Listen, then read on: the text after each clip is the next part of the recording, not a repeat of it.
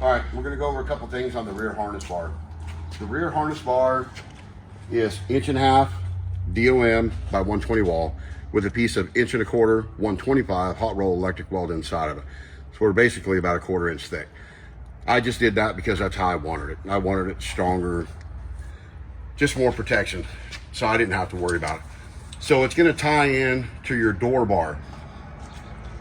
This piece of plastic is just mounted by 4 screws. You can unscrew it from the inside of your vehicle and take it off. Then it gives you access to these bolts, which are in the opposite way from the factory. You're gonna take those out.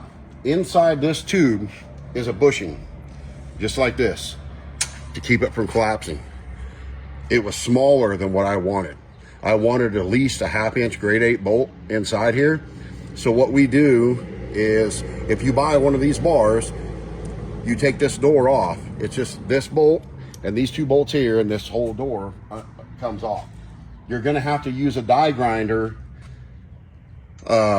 That's what we use. We also did drill it out with a 1/2 inch drill bit, and it made it a lot easier to come out. Then we're gonna send you this new bushing. You have to take out that factory bushing, which uses a smaller bolt. And then you're gonna put in this bushing, which you don't have to tack weld in. You can just hold it in there. But it allows me to run a 1/2 inch grade 8 bolt, and that has a weld in bung in the tube.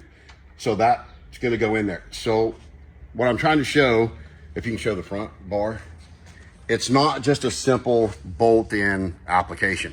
You are going to have to remove that factory bushing inside this tube, then put our bushing inside of it, slide your bolt through, and it's just gonna screw right into this tube.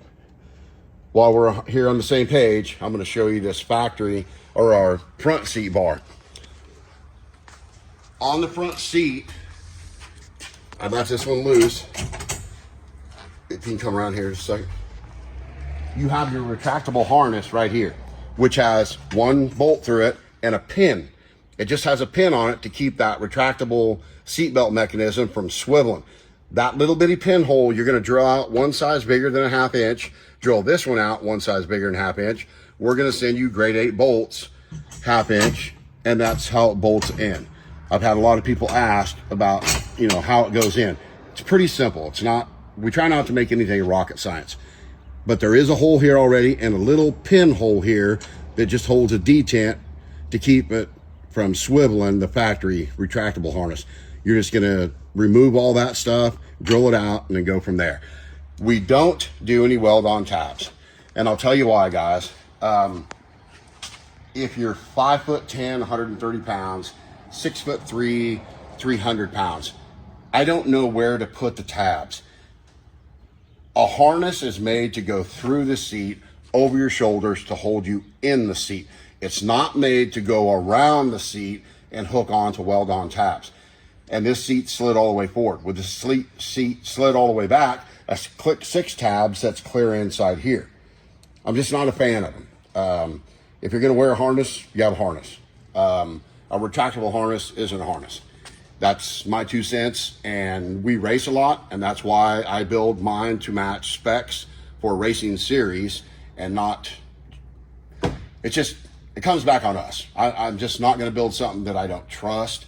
So that's why we don't do weld-on tabs. We only make them bolt in, and there's a million different videos out there, and I could do a video on it to show you how to wrap the bar and run back through your harnesses, which will actually run under on this one. Justin, on this one, did the cutouts. The cutouts are simple and easy to do. He's gonna do the cutouts on the back seat too, so we can use it on the rear harness bar, and that's how he's gonna mount them through there.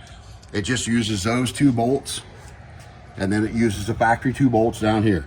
We tried to keep it as simple as we could. Guys, got any questions? Let us know.